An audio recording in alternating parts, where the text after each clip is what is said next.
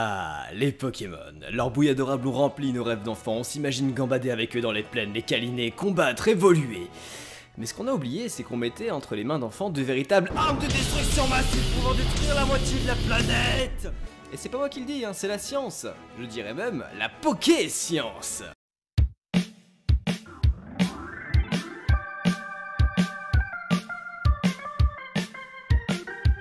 C'est la fin de l'été, la chaleur vous manque déjà? Pas de soucis, capturez un Volcaropode. Attention par contre, vous risquez de choper un petit coup de chaleur. En effet, le Pokédex nous indique que la température interne de Volcaropode avoisine les 10 000 degrés. Ah mais attends, vous vous êtes endormi sur le clavier ou quoi? Pour rappel, le soleil a une température d'environ 5750 Kelvin, soit 5480 degrés Celsius. Ce Pokémon fait donc presque 2 fois la température du soleil. Bah c'est cool ça, en quoi c'est dangereux? Si tu viens de te poser cette question, tu dois sûrement penser qu'aller sur le soleil la nuit est une bonne idée. Et si tu y vas, il y a de très fortes chances que ça se passe comme ça. Pour faire simple, le corps humain est constitué à 75% d'eau.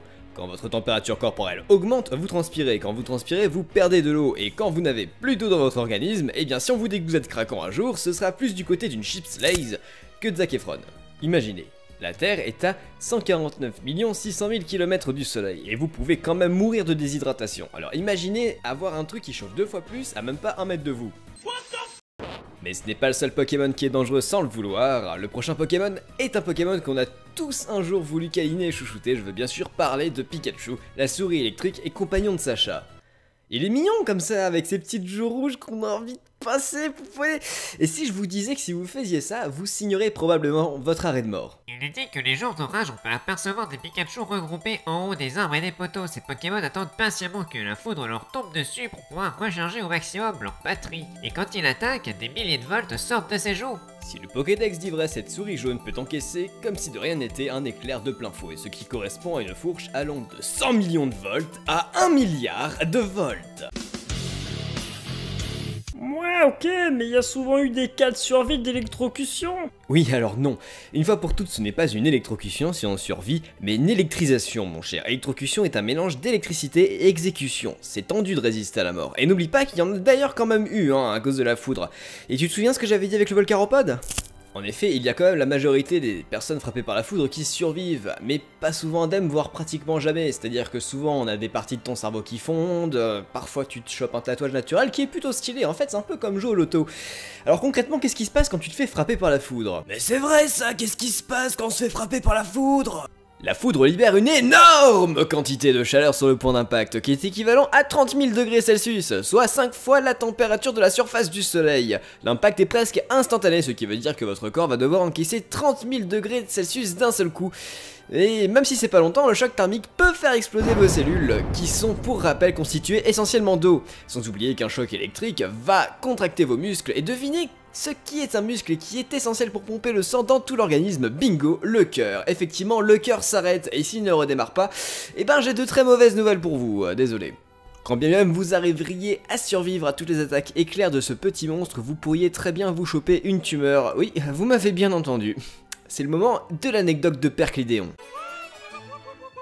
Ah les trashers, salut!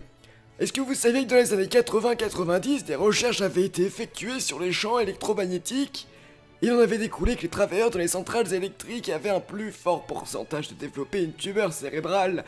Allez, salut, amusez-vous bien! Waouh, c'est vraiment flippant tout ça. Bon, heureusement que c'est pas comme ça dans la vraie vie, hein. Non?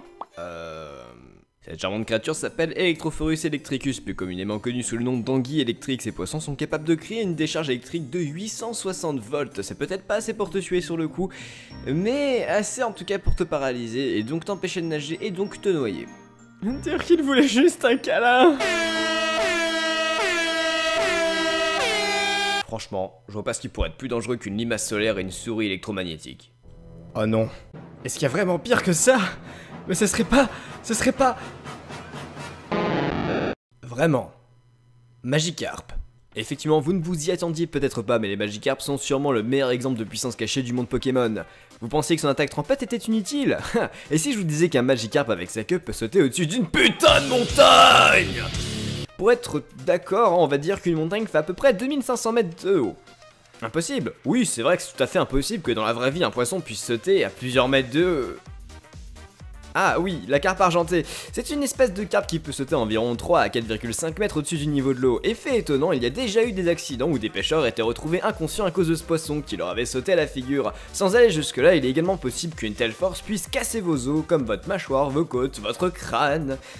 Et ça c'est pour un poisson qui ne saute que 5 mètres environ. Maintenant imaginez ce que ça pourrait donner avec un poisson capable de sauter 2500 putains de mètres. Ce qui pourrait vous tuer, en plus de vous le prendre de plein fouet, ce serait bien sûr sa chute. Un corps tombant à une hauteur pareille à une vitesse de 40 mètres par seconde, soit 144 km par heure, droit dans votre petit crâne. Vous pensez qu'il va se passer quoi? L'impact sera tel que tant bien même vous résisteriez par miracle, et bien la force G vous finirez ensuite. La force G comme le point G? Nope, et si tu connais ça, tu dois sûrement avoir dépassé le stade de la 4ème, alors écoute bien, ça pourrait te servir pour tes prochains cours de physique. Ah, les années 50. Une expérience dirigée par le colonel John Stapp a été effectuée dans le but de découvrir combien de force G un corps humain pouvait supporter.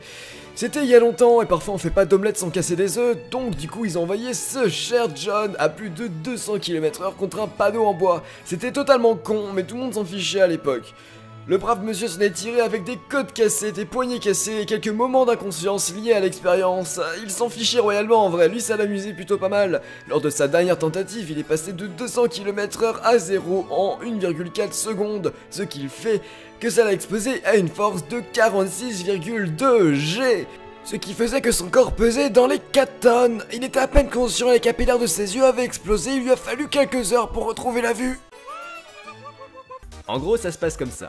Un objet immobile supporte une force de 1 G. Les pilotes de chasse sont souvent sous pression d'environ 9 à 12 G. Et à partir de 50 G, ça devient un tantinet dangereux pour vous. Des fractures, etc. Et vous pouvez sérieusement en mourir sans entraînement particulier. Si un Magikarp tombait de 2500 mètres droit sur votre figure, eh bien vous subiriez une force d'environ 400 G. Et vous savez quoi? Vous n'avez vraiment pas envie de savoir ce que ça donne de se prendre 400 G dans la face. Donc à tous les adorateurs de Karchakroc, je vous rappelle que le véritable tueur du monde Pokémon, c'est le puissant, le sublime, Magikarp.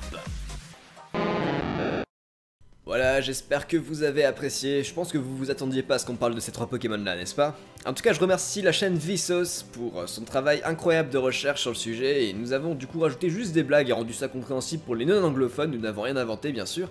N'hésitez pas à suivre leur chaîne et la nôtre, si vous voulez plus d'épisodes de Pokéscience, dites-le nous dans les commentaires, et également en laissant un petit pouce bleu, ce qui fait toujours plaisir. N'hésitez pas également à passer sur le live, le samedi soir à partir de 18 h, je parle des Pokéthéories en général et je fais des libres antennes, donc si vous avez des questions concernant l'émission, n'hésitez pas. Je ferai également un live spécial concernant cette vidéo si vous avez des questions, etc. Bien sûr les commentaires sont là, mais le live sera également là pour vous, en plus il y aura un invité spécial de marque. Checkez la description pour les liens, et sur ce, ciao, à la prochaine fois.